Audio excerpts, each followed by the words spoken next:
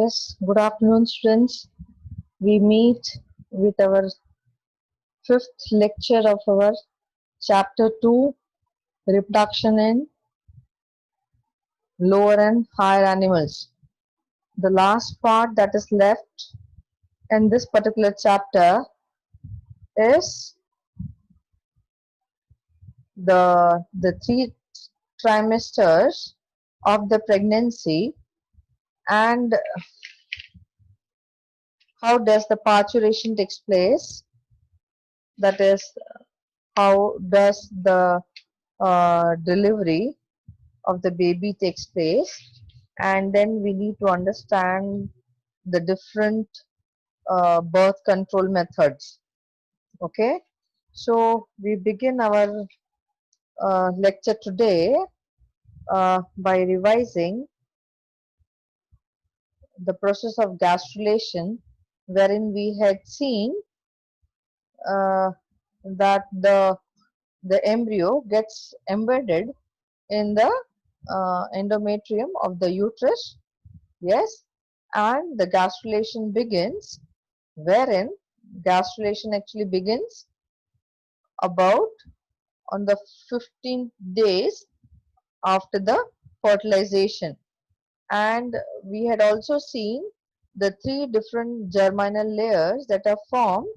So in this, the trilaminar embryonic disc is formed, wherein that means the third germinal layer penetrates between the ectoderm and the endoderm, and that is how that begins from the posterior end and progresses ahead to the anterior end of the embryo. So from site of a primitive streak, a third layer of cells called the mesoderm extends between the ectoderm and the endoderm. So here you would see, now here in this particular diagram on this day 16, you could see the ectoderm, the mesoderm and the endoderm. Okay, then this is how you would see the different extra embryonic membranes that have been formed at the onset of the pregnancy. So we say the pregnancy in humans lasts for 266 days from fertilization, or 280 days counted from the last menstrual cycle. Okay, now this pregnancy period is approximately 9 months, and as I said, it lasts for 3 trimesters of 3 months each. Okay, now here you could see in the first trimester what happens, that is from the fertilization to the 12th week. What are the different changes that are taking place? Now here you would see within the first 2 months of the pregnancy, the baby develops the ball of cells called the blastocyst to an embryo that will develop into the baby. Now the week 5 and 6, now you would see the baby becomes roughly in the size of an ant, and the baby's heart begins to beat, and the facial features develop, such as eyes, nose are formed, the arms and the fingers and the legs are also are grown in this first trimester.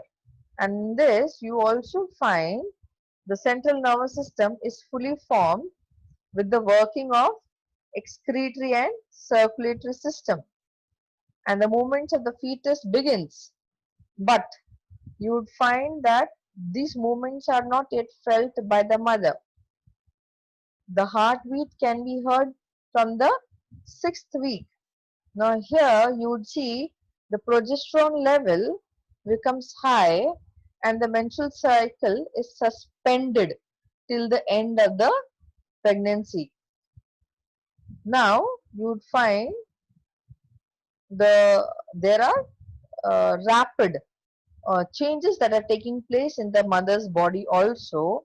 Now you would see there are high levels of progesterone that are initiating changes in our reproductive system. Now with this, the mother starts experiencing morning sicknesses. That means you might have heard during pregnancy in the earlier third, fourth month, the female tends to have a lot of nausea or vomiting feeling and has lot of mood swings. Okay, so these are all the different changes that you would see in the first 3 months of the pregnancy.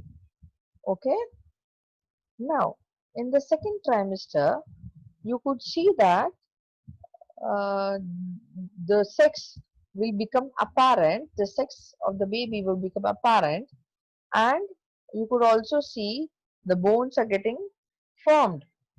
Okay, so here you would see in the second trimester, you would see the uterus grows enough for the pregnancy to become obvious. Okay, the fetus is very active and grows to about 30 centimeters. Now the hormone levels stabilize and the corpus luteum deteriorates, regresses, and the placenta completely takes over the production of the progesterone which maintains the pregnancy. Now here you could see, you might have heard the mother generally goes for sonography at this stage so as to see the growth of the baby and the position of the baby. Now from this estimated due date of the delivery can be established. So baby movements can be seen and felt by the mother. The head has hair, the eyebrows, eyelashes appear, the ear pinna appears, and the baby reaches half the size of the newborn. Okay, so you would see that the baby is basically sucking his thumb inside the womb of the mother. Now you would find the last semester, that is the third trimester, that is from the 27th week till the parturition. Now the fetus grows to about 3 to 4 kgs in weight or 50 centimeters in length. Now here the baby, the eyes of the babies are generally open and the fetus grows and expands along with the uterus. Now you would find the fetus grows with the uterus also expands to accommodate the baby. Now you would find the as the uterus expands, the mother's abdominal organs become compressed and displaced, leading to frequent urination and digestive blockages and strains the back muscles, because you would find in this particular period the pregnancy is very much obvious. Okay, now so what happens here, the baby becomes full term, the lung starts to work and has the baby has a firm grasp for the hold. Okay, and the baby is ready to come outside the womb. Okay, now till the end of the 40th week. Now in that process, as we had seen, before we go to the parturition, you need to understand here the placenta. Okay, the maternal, you can see here in the diagram the maternal portion of the placenta. Now what is this? Basically the placenta. Now placenta is nothing but the flattened, you can see it is absolutely flattened discoidal organ in the uterus of the pregnant woman. Now here in the placenta, The placenta is very structural and functional connection between the baby and the mother. That means this placenta is a connection where all the nutrition from the mother gets connected with the umbilical cord to the developing embryo. Okay.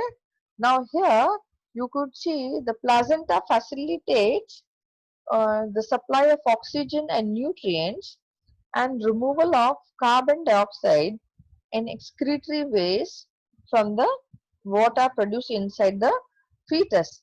The placenta is attached to the wall of the uterus through the umbilical cord. So you can see the umbilical cord there. Okay. Yes. Now placenta is the only organ which is formed of tissues from two different individuals, that is the mother and the fetus.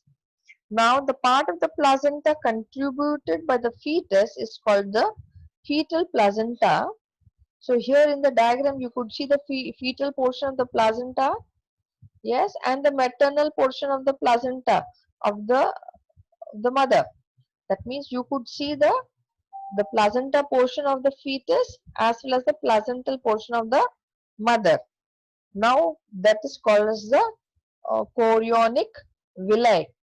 Okay, that is the connection between the mother and the child. And the other part, which is the rich in blood supply shared by the mother, where it is called as the maternal placenta. So the human placenta is hemochorial. Okay. Now the umbilical cord is formed of three blood vessels. Of these three blood vessels, two are small arteries which carry blood towards the placenta, and one is large vein which returns blood to the fetus. Now the placenta also acts as an endocrine system or a tissue which produces hormones, okay, and maintains the pregnancy till the last semester or the trimester. Okay. So here you would see the different hormones that have been secreted helps in the growth of the fetus and maintaining the pregnancy. Now, after you understand this part of the extra embryonic membranes of the fetus, we could go to the parturition process. So basically what is the parturition process? It's the process of giving birth to the baby. Now what happens during this parturition process? Now here you could see in the parturition process how the baby is expelled out of the uterus. Okay. Now here it takes place in the different stages. So it basically involves three different stages, wherein first is the dilation stage, the second is the expulsion stage, and third is after the birth. Okay. Now here basically the parturition, how is the parturition actually initiated? So the physical activities involved in the parturition are like the uterine and the abdominal contractions and the dilations of the cervix, which actually help in the expelling of the baby from the vagina. Okay, and this entire process is called as the labor, and during this process a lot of discomfort or pain is being experienced by the mother, and it is called as the labor pain. Now here this parturition process is entirely controlled by the different neuroendocrine mechanisms.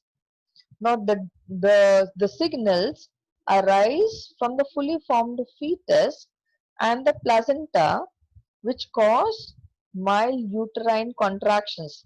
That means these uh, the neuroendocrine mechanism basically causes contractions in the uterus, and it is accompanied by the rise in the estrogen and the progesterone ratio, and also in the increase of the oxytocin receptors in the uterine muscles. Okay, now what happens? The fully developed fetus gives signals. What happens? This fully developed fetus gives signals for the uterine contractions by secreting adrenocorticotropic hormones, or the ACTH, from the pituitary and the corticosteroid hormones from the adrenal gland. Now these triggers release oxytocin from the mother's pituitary gland, which acts as an uterine muscles of mother and causes vigorous uterine contractions. So this leads to the expulsion of the baby from the uterus. So what did we understand? We understood that the baby helps in the contractions of the uterus with the help of the pituitary secretions of the mother. Okay, and that helps the baby to come outside the uterus. Now, the very first stage of the childbirth is called as the dilation stage. Now, what happens in this particular case? The very first picture you would be seeing. Now, in the first picture, you are able to see the placenta, the umbilical cord that is connecting the baby and the mother. Okay, okay, and the child now needs to come out of uh, uh, the vagina. Okay, now you could see, now through that tiny passage the child needs to come out. So the very first stage is called as the dilation stage, wherein the uterine contractions begin from top, forcing the baby towards the cervix. So that is coming towards the end of the uterus. So you had seen in the diagram of the female reproductive system, wherein after the uterus, the portion that comes in is the cervix and then ends up in the vagina. Okay, so the dilation stage begins with the contractions from the top forcing the baby towards the cervix. Now the contractions are accompanied by the pain caused by the compression of the blood vessels. So now here the oxytocin from the pituitary causes uterine contractions, and they become stronger and stronger, which pushes the baby down towards the cervix. So the cervix, what happens to the cervix? The cervix gets dilated. Okay, so the vagina also shows similar dilations. Now this stage of labor can normally last up to few hours. So it ends up in rupturing the amniotic membrane of the fetus. Okay, now what happens? Now once the head of the baby tends to come at the tip of the cervix, so the cervix also gets dilated, and the vagina also is getting dilated. Now once that process that is initiated, what happens is, in the second stage, that is the expulsion stage, you would find that the uterine and the abdominal contractions, which are becoming much stronger and stronger. Now what happens in a normal delivery, the fetus passes through the cervix and the vagina with the head in the forward direction. So always in a normal delivery, the fetus tends to come out from the head. Okay, now this entire process takes about 20 to 60 minutes, that depends. So the umbilical cord is tied, and once it comes out, the umbilical cord is tied and cut off close to the body's navel. Now, when the child comes out, do you know the umbilical cord is connected to the mother and to the child? So now the connection has to be cut. So once the child is out, the umbilical cord has been cut near to the baby's body. Okay, and then after the birth, that is after the delivery of the baby, the placenta separates from the uterus and is expelled out as at the afterbirth due to severe contractions of the uterus. Now this process happens within 10 to 45 minutes of the delivery. So that means in the entire process, because of the neuroendocrine secretions, and the continuous contractions of the uterus, the head of the baby is pushed near the cervix, and in such a way that the baby tends to come out from the head, from the cervix, and from the vagina. And once it comes out, the umbilical cord connection has been cut near the navel of the child, and after the birth, the entire placenta gets detached and it's been removed out from the vagina. So this entire process, or the parturition process, takes place. So this entire process, what we I've explained you, it is in the case of a normal delivery. In case if there any complication sets in, the C-section has been done, wherein the child is been removed through the C-section, and then the umbilical cord connection has been cut, and the placenta has been detached through the vagina. Okay. Now, once the delivery takes place, what happens after that? Now, once a child has been born, the child, now initially inside the womb, the child was fed uh, with the umbilical cord. Okay, so the umbilical cord was feeding the child internally. Now once the child is out, the child needs to be fed, and the process of feeding is called as the lactation, which describes the production of the breast milk and the secretion from the mammary gland.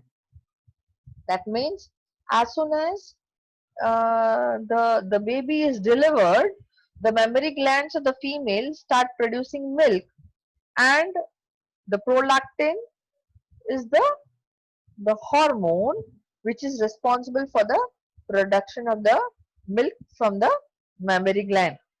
Now the fluid secreted by the mammary gland soon after the delivery is called as the colostrum.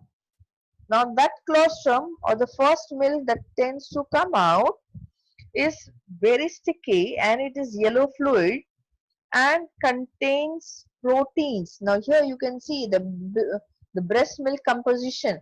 You would find the water, the proteins, the carbohydrates, various fats, antibodies, hormones, everything is present in the breast milk, the first breast milk, that is the colostrum.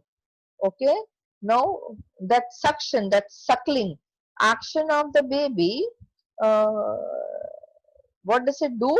It basically, the nipples of the mammary glands uh, conveys out the message to the pituitary gland, to the posterior pituitary gland and the anterior pituitary gland, so that the prolactin hormone is been secreted, so that the milk is been produced with the suckling action of the baby. Okay, so that is how the process of the delivery and the lactation process uh, provides nourishment to the offspring that has been born after the delivery. Okay, now with this we end with the part wherein we have studied the asexual reproduction in lower animals, we studied with the reproduction in the higher animals, that is the male and the female reproductive system. We studied the embryonic development. We studied the process of parturition and the process of lactation. Now the last part and or the least part is the reproductive and the child health care program. Now basically, now the reproductive health program was basically launched so that uh, there are certain uh, aims and objectives wherein it would help the mother and the child, okay, and it would give a complete development of the healthy baby, okay. So the specific objectives wherein you would find here, you could see, one second, here what were the specific objectives of this child health care programs. You could see there is improvement of the participatory planning approach, wherein there's an improvement in the coverage of the female development, okay, and complete sex education is been provided to the females, so that they are aware of the reproductive system and what are the different changes that are taking place inside uh, the person, okay, and how are the different diseases develop once the puberty sets in, and what are the different precautions that they need to know. So here there are certain goals of the different agencies who take care of the child health and of the females. Now here basically it says in introducing sex education in schools is been provided to the to to the children, so that the misconceptions that they have regarding sex is been avoided, and they have a complete knowledge of the different hygienes, okay. Now the second is by educating the different birth control measures and the pre and the postnatal care methods that are necessary for the mother and the child, and the importance of the breastfeeding. So, and here they also make aware of the different testing methods of the sex of the child, that is amniocytosis, that is the sex determination methods that are to be avoided, because uh, if being unaware, there is the parents tend to go for sex determination, wherein if there is a female child, they tend to abort the child, okay. So here by these programs they would create awareness also in the immunization.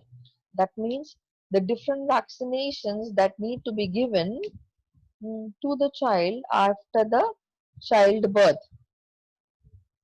and thus increase uh, the uh, the health of the infant who is born, and develop the health of the mother, okay. Now we would go to the next part, that is the different birth control methods. Yes, the different birth control methods, wherein the permanent birth control methods are there, wherein male sterilization of the vasectomy takes place, or the female sterilization method takes place, wherein you would find the vast difference. Here you could see in the diagram the permanent contraceptions that have been has been cut. That is, the vast different tubes that carry the sperms from the testicles are been cut. Okay, and so that the sperms are not released. Okay, or in case of females, you would see the fallopian tubes are blocked or cut so that the eggs are blocked from meeting the sperm. So after uh, two children, this method could be adopted permanently. Okay, then you have the natural birth control methods, wherein you would see the periodical abstinence. That means avoiding the process of copulation during the 10th to 17th day of the menstrual cycle, wherein the ovulation is expected. So uh, the process of copulation could be avoided during the process of ovulation. That is, on the 14th day, when the egg has been released, the sperm should not enter inside. So this is one of the natural method of controlling birth control method. Okay, then or mm, releasing out the sperm outside the vagina, so that it does not help in the entry of the sperm into the female reproductive system.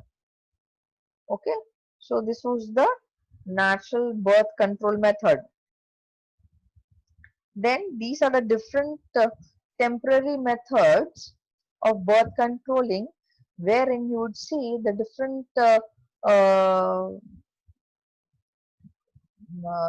instruments. You have different structures have been used, like the condom or the oral contraception, that is the tablets, or the UID is been inserted into the female, or diaphragm could be used. So you could see here in the picture the different temporary birth control methods have been utilized as per whatever suits uh, the person.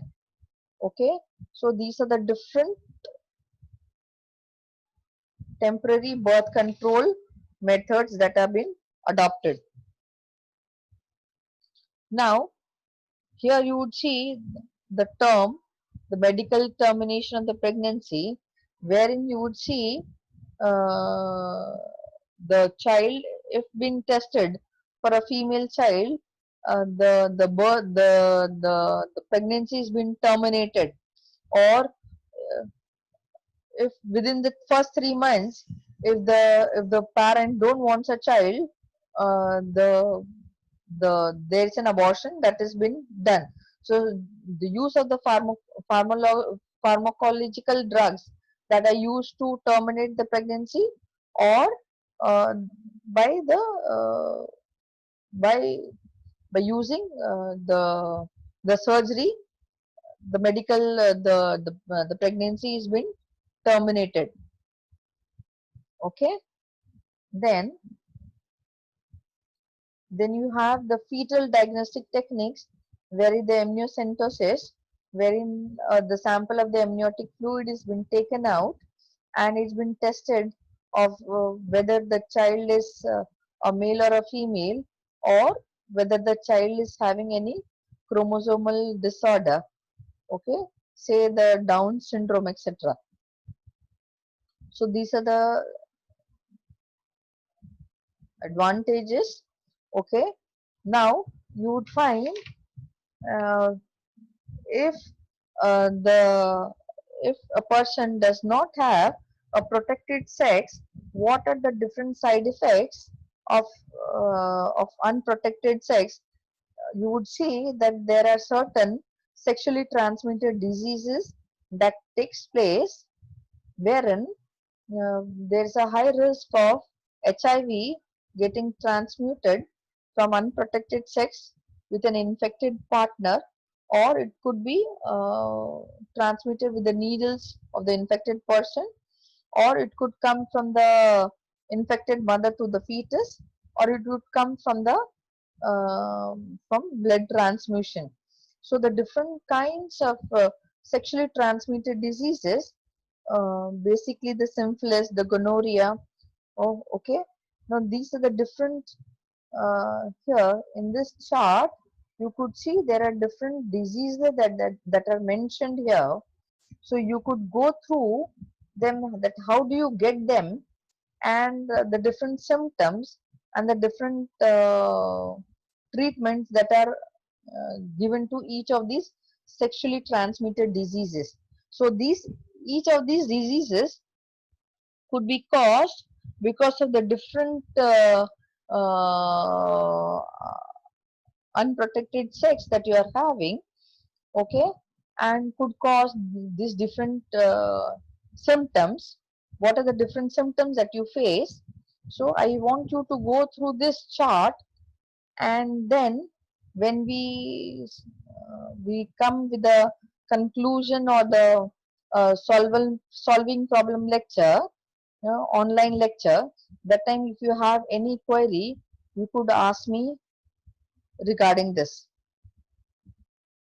Okay, then the infertility. Now say if a mother is unable to conceive, okay, so the infertility is what? Is the inability to conceive after 1 year of having uh, uh, unprotected sex, okay, and wants to have a baby now, but is unable to, and the fertilization is not taking place, or the contraception is not taking place.